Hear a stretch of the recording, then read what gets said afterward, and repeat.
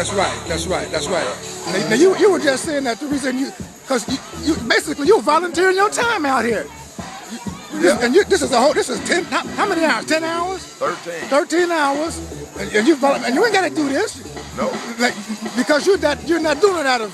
But it's just something about this neighborhood, generation from generation, has been raised with the responsibility to take care of home. And just about everybody I know that is of any concern about the neighborhood, if you look at them today, their parents were doing it 40 years ago. And 40 years before that, their grandparents were doing it. So it's just another continuation. And hopefully these types of events will breed into the new generation the desire and the want and the need to keep it going. 3, 2, 1. Come to Hazelwood! Turn up! Okay, Mr. Bernie Anderson is coming in from Chicago.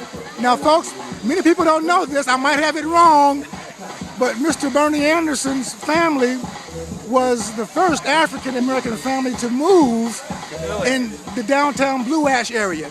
And if I'm not mistaken, that house that Lafayette, the grandfather, because I think Lafayette is the grandfather and the father, is that right? Grandfather and the father. And I think the first Lafayette had that house built. Is that right? It's the one that's still standing there? No.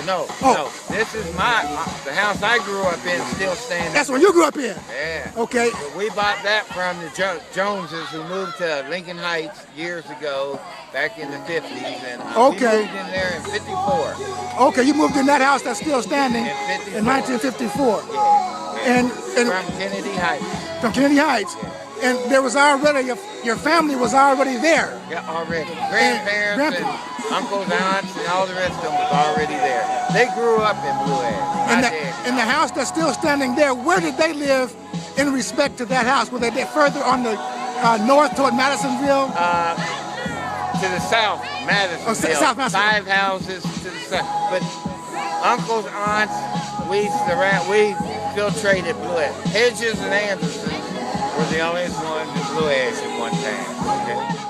Okay, y'all people out there that don't have nothing to do on Saturday, well, come out to Hazelwood Day. It's Saturday, August the 10th. What's up, brother? Big Tone, and Willie B, and Robert, and Willie, and John, and 2 Willies. Big Tone. Getting it documented. Getting it all together. Was Willie Burden with you guys when y'all first started working at Fiberglass back?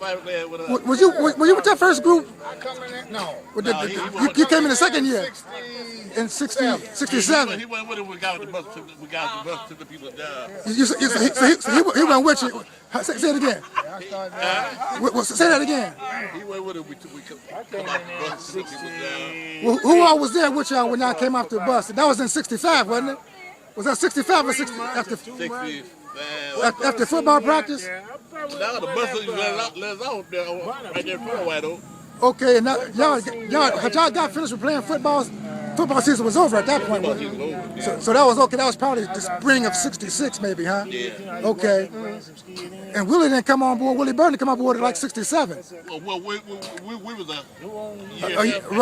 Right. Joe London seen me out there and told me, I want that man. So tell us again what y'all did there, Big Tone. The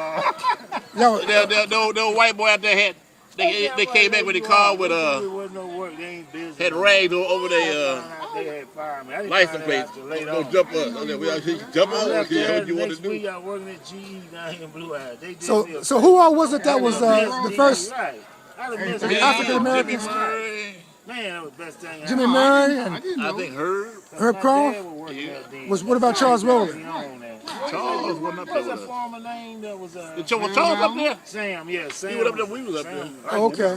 Yeah. Who else can you remember? Larry Samuels was up there. Larry Samuels, What shift was you working? First. Yeah, me on first shift. Larry Samuels? Jimmy, all of them, they was there before me. Yeah, Jimmy. Oh, Jimmy and Herb. Jimmy was the main guy. We got school buses who took the people down. Jimmy was the main guy. Yeah. They was there before me then. Cause Bill was still in school. Yep. That year. Well, we were in school, but we were a year ahead of Bill. Right. Okay. Yeah. You went there when you graduated from high school. That's when you went to final grade. But they went before they graduated. Well, I'm just saying. Right. We got off the bus. They was on strike. We got off the bus, and old Larry Gutter, the guy was on strike. I was on strike. Larry Gutter was standing back behind him. Y'all want a job? Come on over here. He was a farmer, wasn't he? Yeah. Yeah, that's who that was. Larry. Okay. And we went on. You had Larry, you had Sam, Larry, Ron Goodman, Larry Goodman. I had Jimmy and my brother worked back there.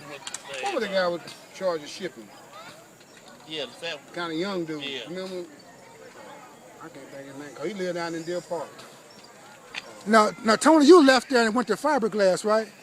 I would have cared. He would have killed. Oh, I'm sorry. You left fiberglass and went to Carey's, and that was around early '70s. Is that right? Mid '70s. Yeah, he started there in early 70s. Early I 70s. started there in 73. Oh, and you went there in 73. and you went to Carey's in '73 Right. from fiberglass I worked there 9.5 years before they asked me, from Philip Carey's. you get a pension right What now, about you, don't Bill? How much I is was that at pension? fiberglass for 33 years. Oh, you retired from fiberglass, huh? Okay, you got went age 50. From age Hilton 50 Davis. and But 67 or back then, that's when company 68? that- you 1967. got No choice, huh? Tell us what's your name? What's your name, Rolee? I can't even think of a name. This is Rosa White, folks, and she moved to Hazelwood in 1950. What was it? 8? No, it was 1962. 62? 3. No, it wasn't, girl. Yes, it was. You was in the second grade at White Oak. Right, that was 1960 something. They tore White Oak down in 62. It wasn't tore down. You got me. Tore down in 62. It's still standing over there right now, huh?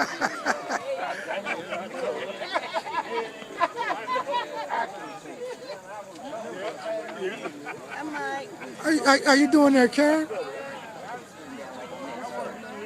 Question is this: Charles VII was the likely king because of his stable upbringing. True or false? True. Okay. Wait, no, false. That's false. That's false. Okay, that's false. It says true on here. That's all I messed up. Oh, okay. If anybody's paper has true on it, let's listen to see if this question is true or false. Go ahead. What's Josh got it on? The answer is false. The answer is false because here it says Charles VII revived the monarchy of France. Monarchy in France. He seemed an unlikely person to do so. Frail, indecisive, and burdened with questions about his paternity. His father had been deranged, his mother notoriously promiscuous. Charles VII, promiscuous. Charles VII nevertheless began France's long recovery. So how does that? Give us your own words on that and tell That's us. saying the question was saying he's likely to revive the France because he has a very, what was the question? Stable. He had a very stable paternity upbringing. And here it says he was not likely because he was burdened with questions about his paternity because his father was crazy and his mother was having sexual relations with a lot of people. Okay. So we can see then that based on what the author is saying, that answer should be what, folks? False. Does anybody have true on that? Joshua did. If they did, mark it wrong. Crew. Mark it wrong. Mark it They wrong. put IDK. Okay, now the next question is this. Gabelle is the tax on pepper, and Calais is the tax on water. Are those the answers right there? No, it's really not. Those That's aren't. my The favorite. answers are there though. You have the answers. Okay, we got 2 taps. We Go got ahead, 2 you haven't taps. answered one. Okay. Is that true or false? False. Okay, well I heard false. What are you doing? Go ahead. Tell us why. What paper I are mean, you you reading? was right about the Gabelle. Gabelle is what? A tax on pepper?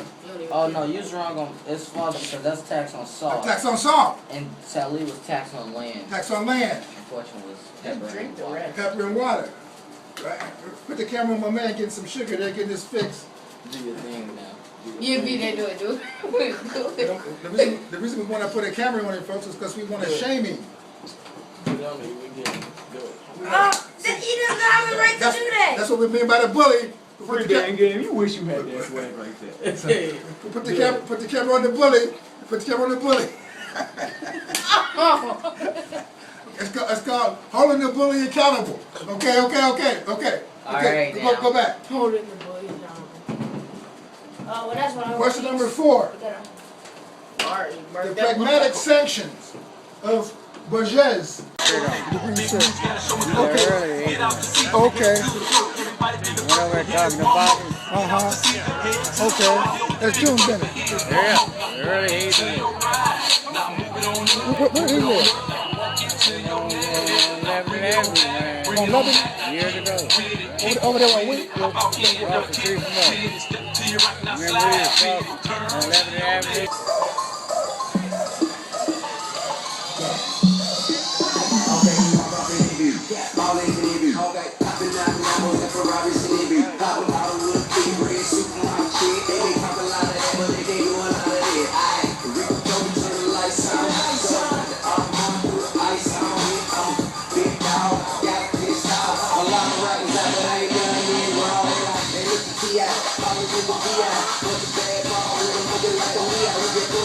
Hop